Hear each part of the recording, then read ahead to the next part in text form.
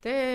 այս ընթացքում որ Ալիևը խոսում ասում է 90-ականներին Արցախի վրա հարձակումը եղել է ադրբեջանցիների կողմից, հիմա պարզվում է մերոնք են մեղավոր, ինչ որ ցուցակ է կազմել, այս հայվաններն էլ, իրական հայվաններ, որևէ արձագանք չկա, քնած ժամանակ գլխատած սպային հերոսացնում են, եւ այս հայվանները գնում են բարեկամության, խաղաղության, եղբայրության։ Ավելին 1920 թվականին 85-ամյա հայ պապիկին, որ գլխատեց, դա նկարահանում եւ տարածում է ոմն Քամիլ Զեյնալի Քամիլ Զեյնալի ու սրա նկատմամբ հետախուզում է հայտարարվել ռուսական կողմից, խնդրեմ, ես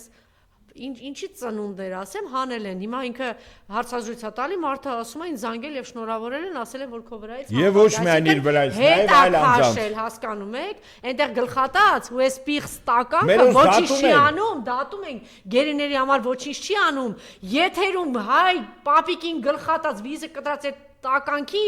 վրայից վախից սարսափից Ալիևի ու այս տականքների հետ ես հա դու գնում խաղաղության այս մարդասպան գլխատող մարդակեր մասնատող տականքների հետ ու դու տալիս ես իրանց իրավունք ազատություն ազատ շրջելու ամենուր եւ սրա մասին ինքը ընդհանրապես չի խոսում բայց գերիների թեմայը տեսեք ինչ է տալիս ինչ հնարավորություններ է ամեն անգամ որ հաչում է ինքը գերիների թեմայով նոր հնարավորություն է տալիս Ալիևի ձեռքը Ճիշտ է թե չէ նոր փաստեր նոր հնարավորություն են նոր շանս որ ինչ որ բան ավելին անի ամեն ինչ անի մենակ գերիներին չվերադարձնի բայց ինքը արդեն 3 արդեն ոչ բանով մեկ լրատվամիջոցներով տարածվել է որ հայ պապիկին գլխատած նկարահանած տարածած այս տականքին այո դեմքը երևում է ակնհայտ հիմա այս անբանի մարդակեր մարդասպանի հետ էս տանում Նիկոլ հայ ժողովրդին բարեկամության հա Չնայած շատ լավ գիտի ինչ բարեկամություն, մի հատ գնատես հեծանի վարելուց ականջից չէր գալիս, այն պինդ գլխից չէր հասնում այդ կրակոցները, ինչ են անում սահմանին այս պահի դրությամբ։